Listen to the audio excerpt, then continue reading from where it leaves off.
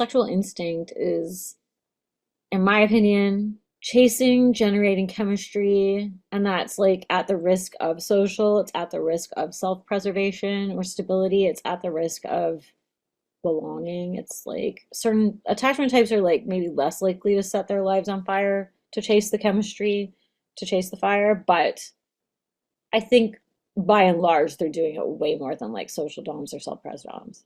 Chemical romance, churning intrigue, lighting fires, snuffing fires, lighting fires, snuffing fires again and again and again.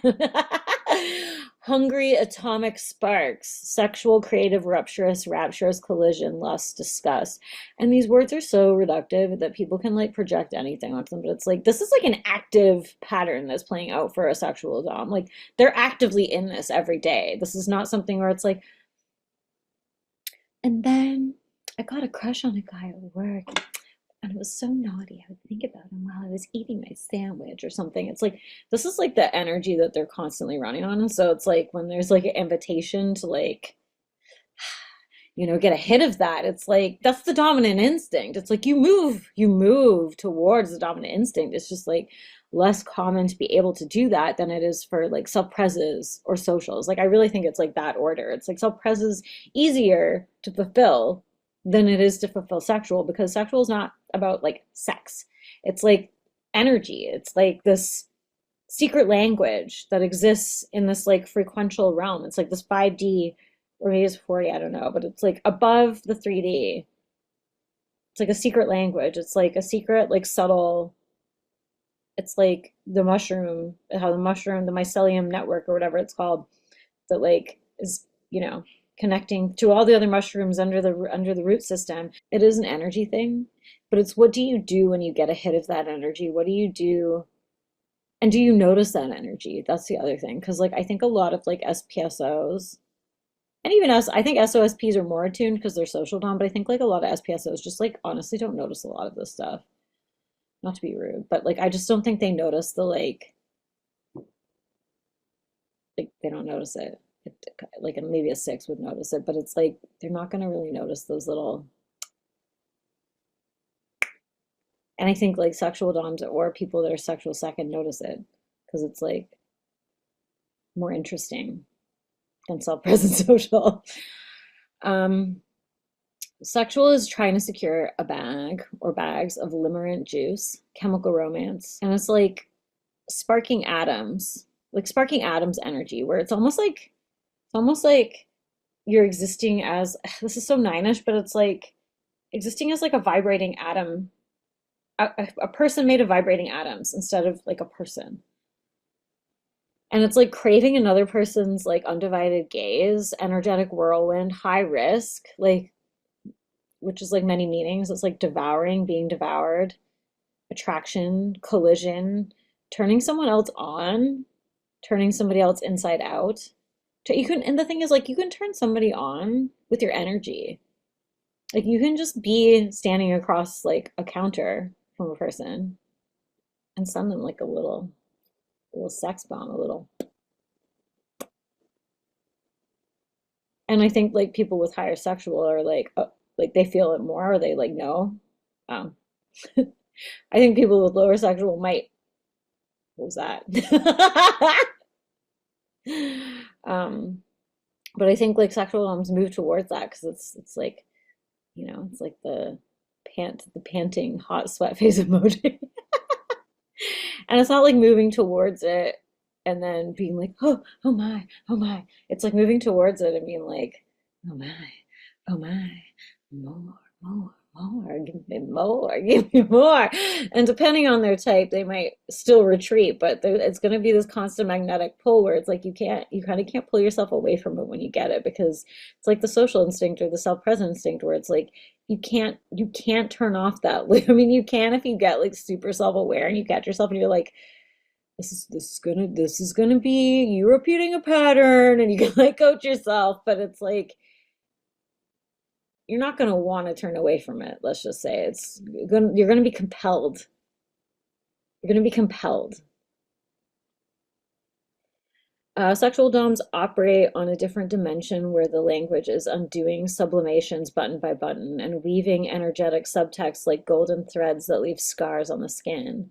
It's an art form of pulling and pushing, intoxication and purification, suffocating submersion and jet skiing away. Oh, I like this. I haven't read this for a while. This process results in human casualties and less discussed organs to harvest, grind into powder, and bathe in to amplify the sexual type's danger and appeal.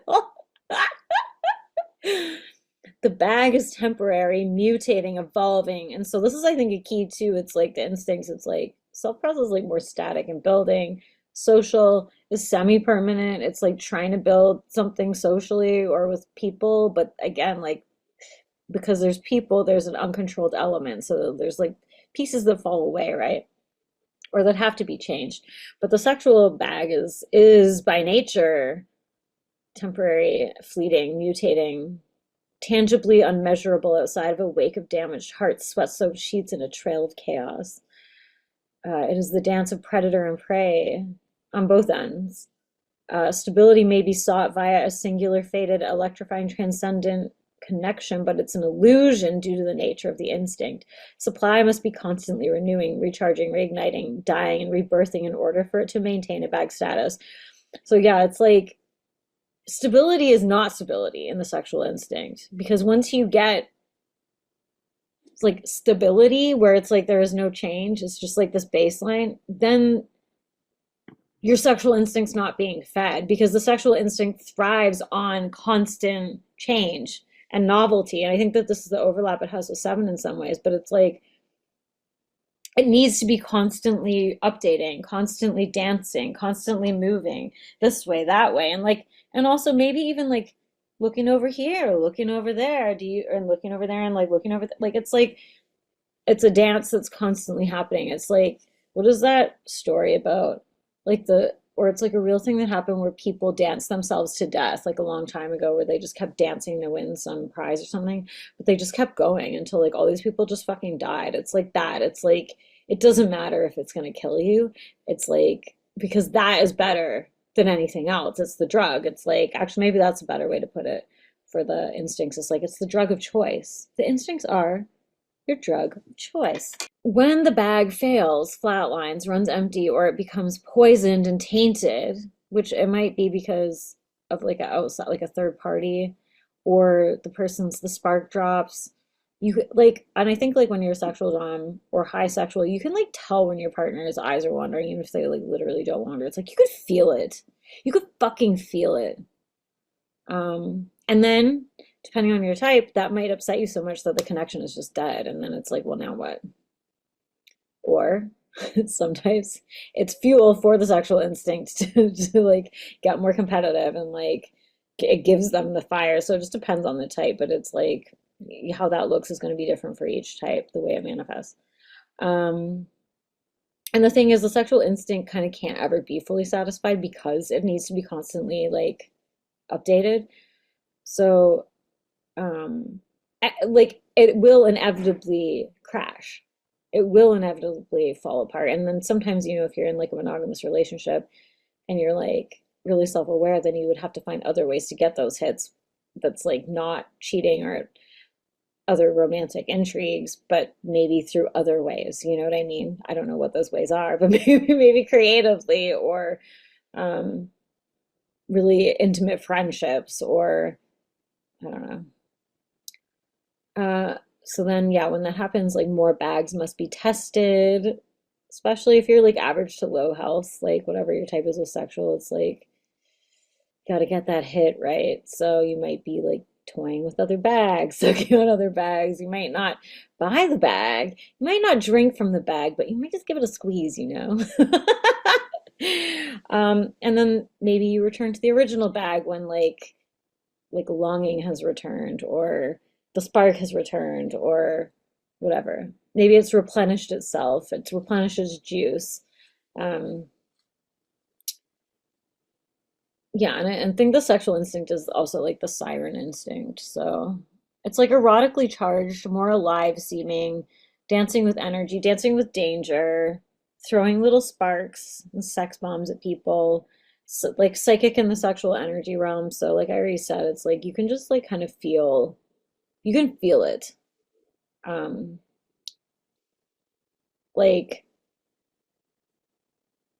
like I remember I was dating this guy once. He was such a piece of shit. And I knew when he, it was like I wasn't out with him or anything.